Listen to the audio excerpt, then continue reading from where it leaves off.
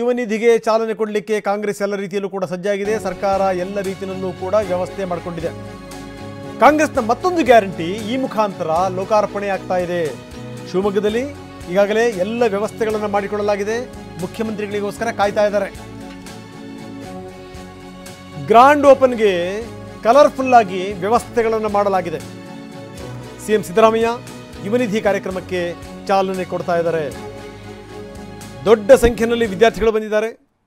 1 ಲಕ್ಷಕ್ಕೂ ಅಧಿಕ ಸಂಖ್ಯೆಯಲ್ಲಿ ವಿದ್ಯಾರ್ಥಿಗಳು ನೆರೆದಿರೋದು.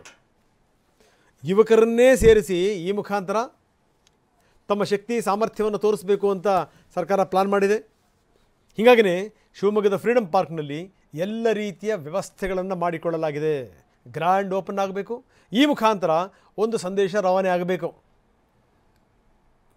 ನಾವು ತೋರಿಸ್ತಾ ಇದ್ದೀವಿ ಅದರ ನೇರ ದೃಶ್ಯಾವಳಿಗಳನ್ನು.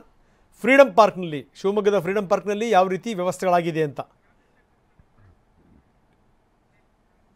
ಯಾರ್ಯಾರು ಇದರ ವ್ಯಾಪ್ತಿಗೆ ಬರ್ತಾರೆ ಅಂತ 2022-23 ಸಾಲಿನ ಪದವೀಧರ ನಿರುದ್ಯೋಗಿಗಳು ಇದರ ವ್ಯಾಪ್ತಿಗೆ ಬರ್ತಾರೆ. ಪದವಿ ಮುಗಿಸಿರಬೇಕು, ಡಿಪ್ಲೊಮಾ ಮುಗಿಸಿರಬೇಕು ಅಂತ ವಿದ್ಯಾರ್ಥಿಗಳು ಮಾತ್ರ ಅರ್ಹರು. ಒಂದು ಪದವಿ ಆಗಿರಬೇಕು, ಇಲ್ಲ ಡಿಪ್ಲೊಮಾ ಆಗಿರಬೇಕು. ಹೆಚ್ಚು ಕಡಿಮೆ 5,30,000 ವಿದ್ಯಾರ್ಥಿಗಳು ಇದರ ವ್ಯಾಪ್ತಿಗೆ ಬರ್ತಾರೆ, ಅಂದರೆ ಫಲಾನುಭವಿಗಳಾಗ್ತಾರೆ. ನಿರುದ್ಯೋಗಿಗಳಿಗೆ 3,000 ರೂಪಾಯಿ, ಅಂದರೆ ಅವರು ಪದವೀಧರರಾಗಿರಬೇಕು. ಇನ್ನು ಡಿಪ್ಲೊಮಾ ಮಾಡಿರುವಂಥವ್ರಿಗೆ 1,000 ರೂಪಾಯಿ, 1,500 ರೂಪಾಯಿ. ಡಿಗ್ರಿ ಮಾಡಿರುವಂಥವ್ರಿಗೆ 3,000, ಡಿಪ್ಲೊಮಾ ಪಾಸ್ ಆಗಿರುವಂಥವ್ರಿಗೆ 1,500. 6 ತಿಂಗಳವರೆಗೆ ಸರ್ಕಾರಿ ಅಥವಾ ಖಾಸಗಿ ಉದ್ಯೋಗ ಇಲ್ಲದೇ ಇರುವಂಥವರು, ಕರ್ನಾಟಕದಲ್ಲಿ ವಾಸವಾಗಿರುವಂಥವರು, ಯಾವುದೇ ಕೆಲಸ ಮಾಡದಿರುವಂಥವ್ರು, ಅಂದರೆ ಯಾವುದೇ ಉದ್ಯೋಗಕ್ಕೆ ಸೇರಿಕೊಳ್ಳದಿರುವಂಥವರು, ಸ್ಟೈಫಂಡ್ರಿಗೆ ಈ ಫಂಡ್ರಿಗೆ ಅದು ಯಾವುದೂ ಕೂಡ ತೆಗೆದುಕೊಳ್ಳದೇ ಇರುವಂಥವರು, ನಾನೇ ಸ್ವಂತ ಉದ್ಯೋಗ ಮಾಡ್ತಾ ಇದ್ದೀನಿ ಅಂತ ಹೇಳುವಂಥವ್ರು ಇದರ ವ್ಯಾಪ್ತಿಗೆ ಬರಲ್ಲ. ಯಾವುದೇ ಉದ್ಯೋಗ ಇಲ್ಲದಿರುವಂಥವ್ರು ಮಾತ್ರ ಬರ್ತಾರೆ. ಇನ್ನು ಮುಂದಿನ ವ್ಯಾಸಂಗಕ್ಕೂ ಕೂಡ ನಾನು ಹೋಗಿಲ್ಲ ಅನ್ನುವಂಥವ್ರು ಮಾತ್ರ ಇದರ ವ್ಯಾಪ್ತಿಗೆ ಬರ್ತಾರೆ. ಇದಕ್ಕೆ ಸಂಬಂಧಪಟ್ಟಂಗೆ ನೀವು ಸರ್ಟಿಫಿಕೇಟ್ಗಳನ್ನು ಕೊಡಬೇಕು, ದಾಖಲೆಗಳನ್ನು ಕೊಡಬೇಕು. ನೀವು ಇದಕ್ಕೆ ಸಂಬಂಧಪಟ್ಟಂಗೆ ದಾಖಲೆಗಳನ್ನು ಕೊಟ್ಟು ಈ ಮುಖಾಂತರ ನೋಂದಣಿ ಮಾಡ್ಕೋಬೇಕು. ಬೆಂಗಳೂರು 1, ಗ್ರಾಮ 1, ಬಾಪೂಜಿ ಸೇವಾ ಕೇಂದ್ರದಲ್ಲಿ ಇದರ ನೋಂದಣಿ. ಅರ್ಹ ಫಲಾನುಭವಿಗಳು ಉಚಿತವಾಗಿ ಅರ್ಜಿ ಸಲ್ಲಿಸಬಹುದು. ಯಾರ ಮುಖಾಂತರನಾದರೂ ಅರ್ಜಿ ಸಲ್ಲಿಸುವಂಥ ಅಗತ್ಯ ಇಲ್ಲ.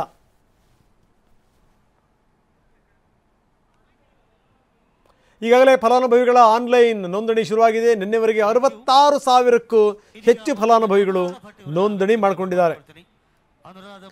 ಡಿಸೆಂಬರ್ 26ರಿಂದ ಯುವ ನಿಧಿ ನೋಂದಣಿ ಪ್ರಕ್ರಿಯೆ ಶುರುವಾಗಿತ್ತು. ಈಗಾಗಲೇ ಸಾವಿರಾರು ವಿದ್ಯಾರ್ಥಿಗಳು, ಅಂದರೆ ನಿರುದ್ಯೋಗಿಗಳು, ಈಗಾಗಲೇ ನೋಂದಾವಣಿ ಮಾಡಿಕೊಂಡಿದ್ದಾರೆ. ಪದವಿ ಪಡೆದಿರಬೇಕು, ಡಿಪ್ಲೊಮೊ ಉತ್ತೀರ್ಣರಾಗಿರಬೇಕು, ಅಂಥವ್ರು ಮಾತ್ರ ಇದರ ವ್ಯಾಪ್ತಿಗೆ ಬರ್ತಾರೆ.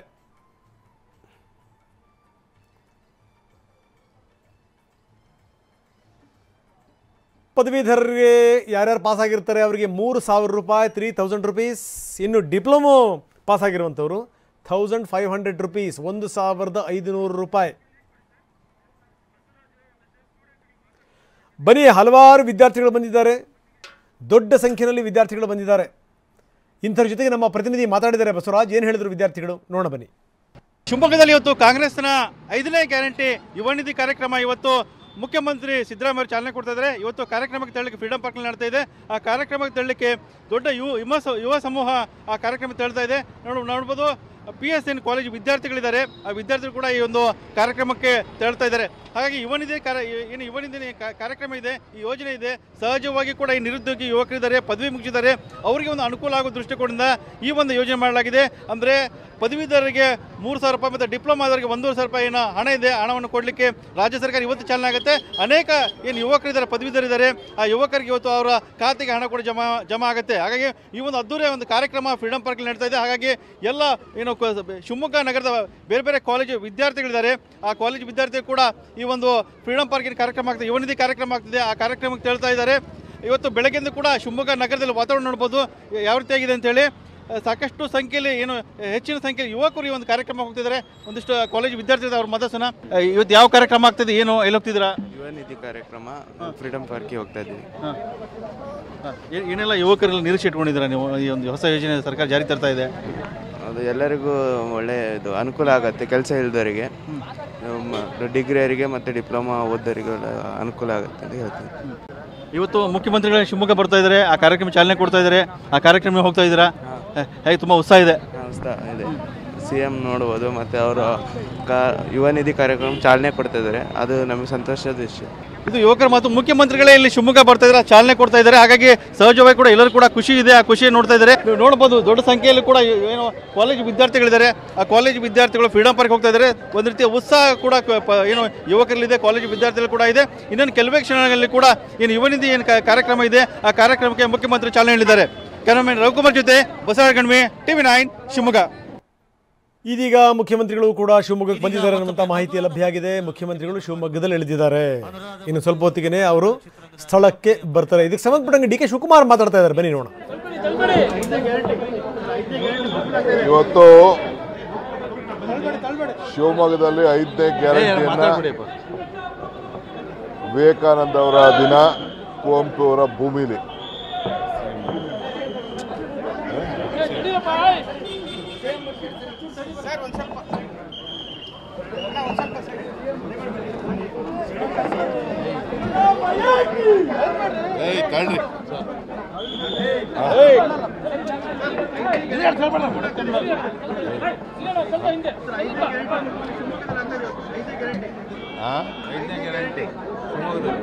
ಇವತ್ತು ನಮ್ಮ 5ನೇ ಗ್ಯಾರಂಟಿ ಯುವ ನಿಧಿ, ಇದನ್ನ ನಿರುದ್ಯೋಗಿ ಪದವೀಧರರಿಗೆ ಮತ್ತು ನಿರುದ್ಯೋಗಿ ಡಿಪ್ಲೊಮಾ ಹೋಲ್ಡರ್ಸ್ಗೆ, ಪದವೀಧರರಿಗೆ 3,000 ರೂಪಾಯಿ, ಡಿಪ್ಲೊಮಾ ಹೋಲ್ಡರ್ಸ್ಗೆ 1,500 ರೂಪಾಯಿ ತಿಂಗಳಿಗೆ 2 ವರ್ಷದವರೆಗೆ ಕೊಡ್ತೀವಿ. ಇದನ್ನು ಕೊಡೋದ್ರ ಜೊತೆಗೆ, ಈ ಭತ್ಯೆ ಕೊಡೋದ್ರ ಜೊತೆಗೆ ಅವ್ರಿಗೆ ಸ್ಕಿಲ್ ಟ್ರೈನಿಂಗು ಕೂಡ ಕೊಡ್ತೀವಿ. 2 ವರ್ಷದೊಳಗಡೆ ಸ್ಕಿಲ್ ಟ್ರೈನಿಂಗ್ ಕೊಡ್ತೀವಿ. ಕೌಶಲ್ಯ ಅಭಿವೃದ್ಧಿ ಅವರಿಗೆ ಟ್ರೈನಿಂಗ್ ತರಬೇತಿ ಕೊಡ್ತೀವಿ. ಯಾಕೆ ಕೊಡ್ತೀವಿ ಅಂತಂದರೆ ಅವ್ರಿಗೆ ಕೆಲಸ ತಗೊಳ್ಳಿ ಅನ್ನೋ ಕಾರಣಕ್ಕೋಸ್ಕರ. ಈ ಭತ್ಯೆ ಕೊಡ್ತಕ್ಕಂಥದ್ದು 2 ವರ್ಷದವರೆಗೆ. ಒಂದು ವೇಳೆ 2 ವರ್ಷದೊಳಗಡೆ ಕೆಲಸ ಸಿಕ್ಕಿದ್ರೆ ಅವರು ಕೊಡಲ್ಲ. ಅದು ಸರ್ಕಾರಿ ಕೆಲಸ ಇರ್ಬೋದು, ಅಥವಾ ಖಾಸಗಿನಲ್ಲಿ ಕೆಲಸ ಇರ್ಬೋದು, ಅಥವಾ ಸ್ವಯಂ ಉದ್ಯೋಗ ಮಾಡ್ತಕ್ಕಂಥದ್ದು ಇರ್ಬೋದು. ಇದನ್ನು ಮಾಡಿದ್ರೆ ಅವ್ರಿಗೆ ಕೊಡಲ್ಲ, ಗೊತ್ತಾಯ್ತಲ್ಲ. ಇಲ್ಲದೆ ಹೋದರೆ 2 ವರ್ಷದವರೆಗೆ ಕೊಡ್ತೀವಿ. ಸ್ಕಿಲ್ ಟ್ರೈನಿಂಗು ಕೂಡ ಕೊಡ್ತೀವಿ ಅವ್ರನ್ನ. ಯಾಕಂತಂದರೆ ಮಾರುಕಟ್ಟೆನಲ್ಲಿ ಏನು ಯಾವುದು ಡಿಮ್ಯಾಂಡ್ ಇದೆ ಇವತ್ತು ಉದ್ಯೋಗ ಸಿಗಬೇಕಾದ್ರೆ, ಆ ಟ್ರೈನಿಂಗು ಕೂಡ ಕೊಡ್ತೀವಿ.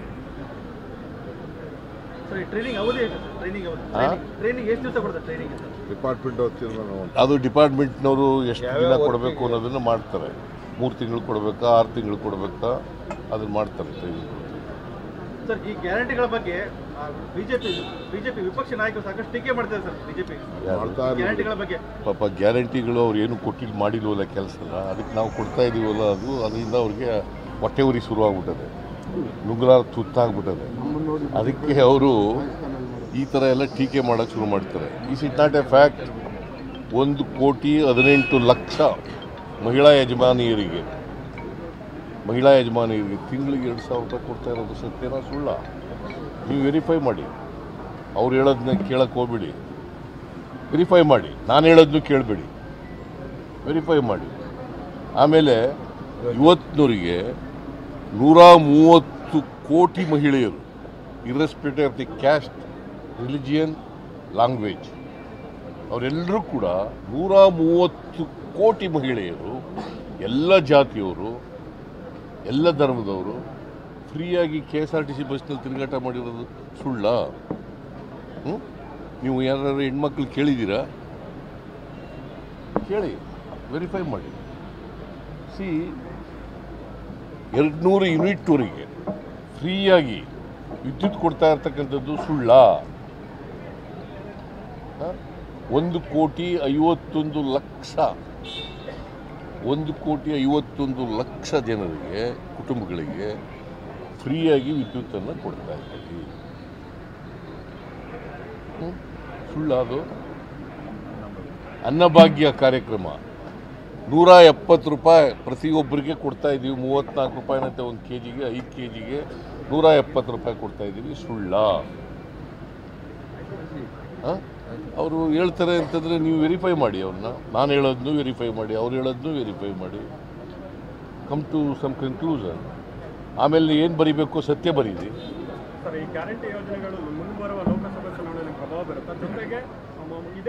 ನಾನು ಚುನಾವಣೆಗೋಸ್ಕರ ಮಾಡಿರೋದಲ್ಲ ಇದು, ಅಥವಾ ಓಟ್ಗೋಸ್ಕರ ಮಾಡಿರ್ತಕ್ಕಂಥದ್ದಲ್ಲ ಇದು. ಇದು ಮಾಡಿರ್ತಕ್ಕಂಥದ್ದು ಬಡವರಿಗೆ, ಮಧ್ಯಮ ವರ್ಗದ ಜನರಿಗೆ ಆರ್ಥಿಕವಾಗಿ ಸಾಮಾಜಿಕವಾಗಿ ಶಕ್ತಿ ತುಂಬಬೇಕು, ಅವರು ಮುಖ್ಯವಾಹಿನಿಗೆ ಬರಬೇಕು ಅಂತ ಮಾಡಿರ್ತಕ್ಕಂಥದ್ದು. ಇದು ಯಾವ ಪ್ರಿನ್ಸಿಪಲ್ ಮೇಲೆ ಮಾಡಿದ್ದೀವಿ ಅಂತಂದರೆ ಯೂನಿವರ್ಸಲ್ ಬೇಸಿಕ್ ಇನ್ಕಮ್. ಈಗ ನಿಮ್ಮ ಹತ್ರ ದುಡ್ಡಿರಲ್ಲ, ದುಡ್ಡು ಕೊಟ್ಟಿರ್ತಾರೆ, ನೀವು ವ್ಯಾಪಾರ ಮಾಡೋಕ್ಕೆ ಹೋಗೋದು ಅಥವಾ ಬೇರೆ ಕಸುಬು ಮಾಡೋಕ್ಕೆ ಹೋಗೋದು. ದುಡ್ಡೇ ಇಲ್ಲದವ್ರು ಏನು ಮಾಡ್ತೀರಿ? ಸೊ ಅದನ್ನು ನಾವು ಇವತ್ತು ಒಂದು ಕುಟುಂಬಕ್ಕೆ ಸುಮಾರು 4,000-5,000 ರೂಪಾಯಿ ನಗದು ಹಣ ಸೇರ್ತಾ ಇದೆ ತಿಂಗಳಿಗೆ. ಪ್ರತಿ ತಿಂಗಳಿಗೆ 4,000-5,000 ರೂಪಾಯಿ ಸೇರ್ತಾ ಇದೆ.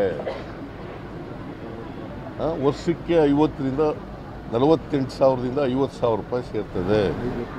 Is it not a benefit to the people who are poor in the society? ಬೆಲೆ ಏರಿಕೆ ಆಗಿದೆ, ಪೆಟ್ರೋಲ್ ಡೀಸೆಲ್ ಬೆಲೆ ಎಲ್ಲ ಜಾಸ್ತಿ ಆಗಿದೆ, ಗ್ಯಾಸ್ ಬೆಲೆ ಎಲ್ಲ ಜಾಸ್ತಿ ಆಗಿದೆ, ಆಹಾರ ಪದಾರ್ಥಗಳ ಬೆಲೆಗಳೆಲ್ಲ ಜಾಸ್ತಿ ಆಗಿದೆ, ಅನ್ಎಂಪ್ಲಾಯ್ಮೆಂಟ್ ಜಾಸ್ತಿ ಆಗಿದೆ. ಇದಕ್ಕೆಲ್ಲ ಶಕ್ತಿ ಇರಬೇಕಲ್ಲ, ಬಡವರಿಗೆ ಶಕ್ತಿ ಇರಬೇಕಲ್ಲ, ಕೊಂಡ್ಕೊಳ್ತಕ್ಕಂಥ ಶಕ್ತಿ ಇರಬೇಕಲ್ಲ. ಅದಕ್ಕೋಸ್ಕರ ಈ ಕಾರ್ಯಕ್ರಮ ಜನಪ್ರಿಯ ಅಲ್ರಿ, ಬಟ್ ಆರ್ಥಿಕ ಸಾಮಾಜಿಕ ಕಾರ್ಯಕ್ರಮಗಳು ಅಂತ ಹೇಳಿ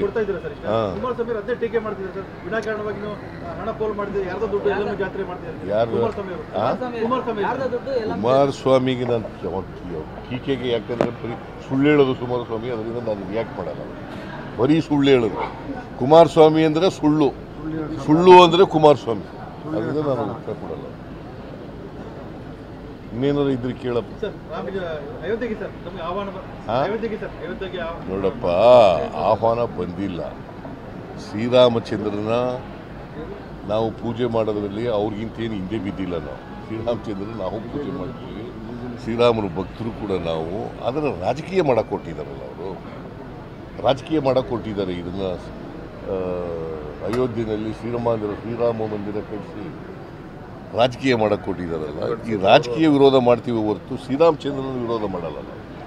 ನಾನು ನೋಡ್ತೀನಿ, ಇದಾದಮೇಲೆ 22ನೇ ತಾರೀಕು ಆದಮೇಲೆ ಯಾವಾಗ ಪುಸ್ತಕ ಸಿಕ್ಕಿದಾಗ ಅಲ್ಲಿ ಹೋಗಿ ನೋಡ್ಕೊಬರ್ತೀನಿ ಅಯೋಧ್ಯೆಯಲ್ಲಿ ಶ್ರೀರಾಮಚಂದ್ರ. ಆಮೇಲೆ ಇಡೀ ರಾಜ್ಯದಲ್ಲಿ ನಮ್ಮ ಎಲ್ಲ ಕಾರ್ಯಕರ್ತರು ಕೂಡ ದೇವಸ್ಥಾನಕ್ಕೆ ಹೋಗಿ ರಾಮ ಮಂದಿರಕ್ಕೆ ಹೋಗಿ ಪೂಜೆ ಮಾಡ್ತಾರೆ. ಯಾರ್ ನಾಟ್ ಬಿಜೆಪಿಯವರ ರಾಜಕೀಯ ಅಷ್ಟೇ ವಿರೋಧ ಮಾಡೋದು.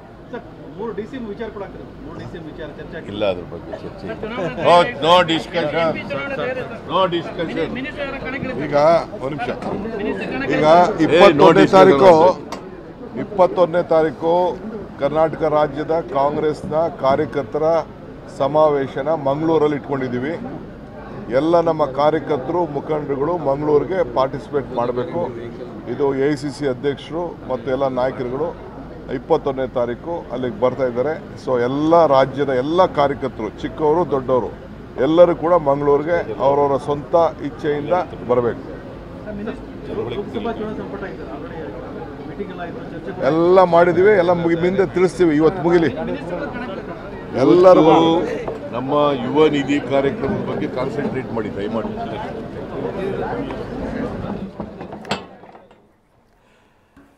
ಮುಖ್ಯಮಂತ್ರಿಗಳು ಕಾರ್ಯಕ್ರಮಕ್ಕೆ ಹೋಗೋದಕ್ಕಿಂತ ಮೊದಲು ಒಂದಿಷ್ಟು ಮಾತಾಡಿದ್ರು, ಪತ್ರಿಕಾಗೋಷ್ಠಿಯಲ್ಲಿ ಮಾತಾಡಿದ್ರು, ಪತ್ರಕರ್ತರ ಪ್ರಶ್ನೆಗಳಿಗೆ ಉತ್ತರ ಕೊಟ್ಟರು.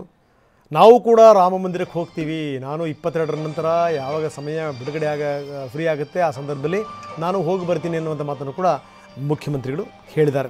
ನಾವು ನೋಡ್ತಾ ಇದ್ದೀವಿ ಶಿವಮೊಗ್ಗದಿಂದ ನೇರ ದೃಶ್ಯಾವಳಿಗಳನ್ನು. ಇನ್ನು ಸ್ವಲ್ಪ ಹೊತ್ತಿಗೆ CM DCM ಇಬ್ಬರು ಕೂಡ ಬರ್ತಾರೆ. ಅಲ್ಲಿ ಯುವಕ ಯುವತಿಯರು ಕುಣಿದು ಕುಪ್ಪಳಿಸ್ತಾ ಇರೋದನ್ನು ಕೂಡ ನಾವು ನೋಡ್ತಾ ಇದ್ದೀವಿ. 1 ಲಕ್ಷಕ್ಕೂ ಅಧಿಕ ವಿದ್ಯಾರ್ಥಿಗಳು ಭಾಗಿಯಾಗಿದ್ದಾರೆ.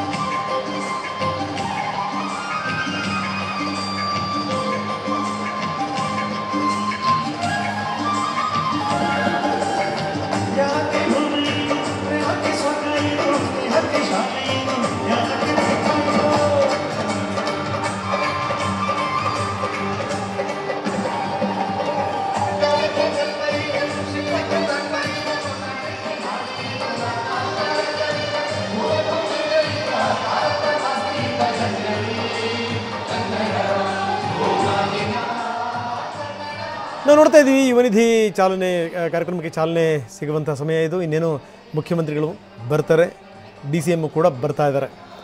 ಆರಂಭದಲ್ಲಿ ಪತ್ರಕರ್ತರ ಪ್ರಶ್ನೆಗಳಿಗೂ ಕೂಡ CM ಉತ್ತರ ಕೊಟ್ಟು ಬಂದರು. ಇನ್ನು ಒಂದು ಕಡೆಗೆ ಯುವಕರು ಯಾವ ರೀತಿ ಕುಣಿದು ಕುಪ್ಪಳಿಸ್ತಾ ಇದ್ದಾರೆ. ಲಕ್ಷಕ್ಕೂ ಅಧಿಕ ವಿದ್ಯಾರ್ಥಿಗಳು ಇಲ್ಲಿ ಬಂದಿದ್ದಾರೆ. ಹಾಡಿಗೆ ವಿದ್ಯಾರ್ಥಿಗಳು ಕೂಡ ಹೆಜ್ಜೆ ಹಾಕ್ತಾ ಇದ್ದಾರೆ.